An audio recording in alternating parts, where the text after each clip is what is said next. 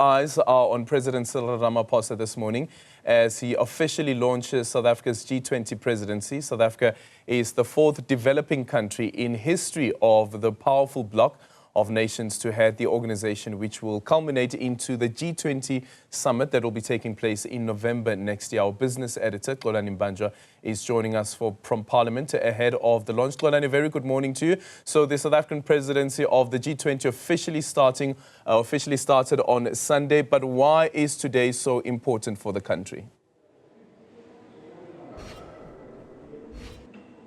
Good morning, Aldrin. It is quite important for the country because all eyes of the globe are on South Africa for the next year and until the culmination of the G20 presidency here in South Africa, where some of the world's most powerful heads of state are going to be gracing our shores. And this is quite an important one, that South Africa being the fourth developing nation to actually have the presidency of the G20.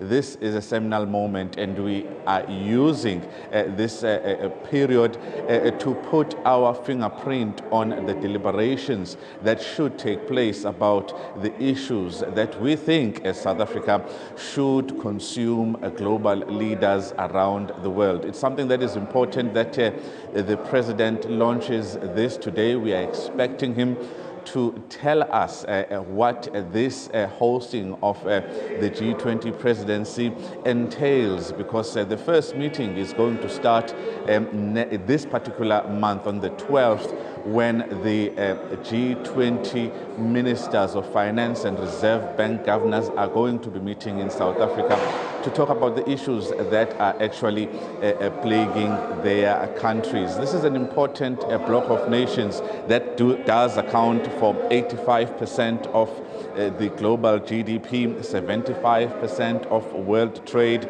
and 60% of land mass in the world. So this is quite an important period for the country, and it's something that is going to put a lot of focus on South Africa, as there are more than 200 high-level meetings that will be taking place until we see that summit in November 2025. So a big moment for the country, particularly for the president, as we are in a period of the government of national unity. It must be a period where they put their best foot forward. Well, Xolani, this morning we're also asking our audience what they believe should be the priorities of the country as it assumes the G20 presidency. But we're also playing graphics now of some of those official priorities, and amongst them being looking at the reform of international financial institutions. Speak to us about the importance of that and other priorities that the nation has.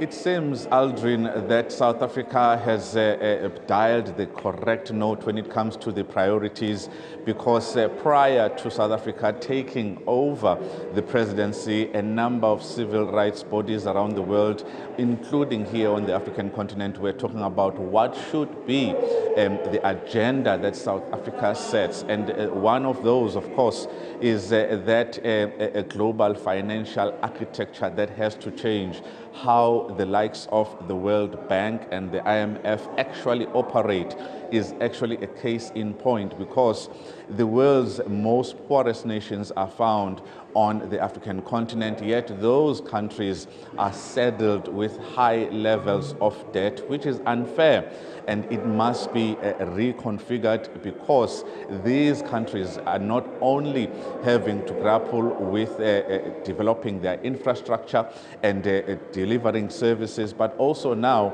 having to grapple with climate change issues.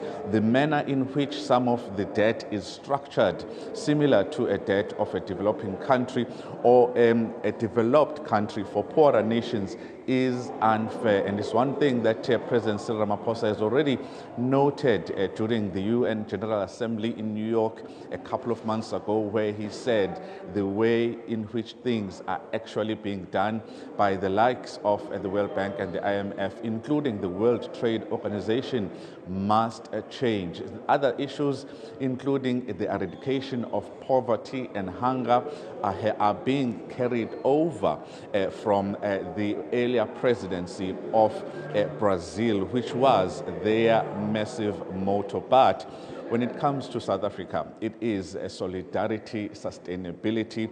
That is the motto. There are 7 priorities that will consume the deliberations, because the G20 is not just one event. It's a series of engagements at a high level where we are going to see even the speakers of national parliaments from the G20 countries and other countries that are invited as guests actually meeting to talk about how the actual parliaments should actually run their business. So it's a lot of priorities, but it seems that when we focus on the African continent as South Africa, it is a good thing, because South Africa has been a member of the G20 for a long time. Only last year did the African Union as a bloc become a member, but South Africa has been the only country on the African continent that has been a full-time member of the G20, and that speaks volumes about how we can drive the deliberations and the decisions being made in the next year on this G20 summit. And now Nigeria also asking South Africa to push and support its membership of the G20. Thank you so much for that update.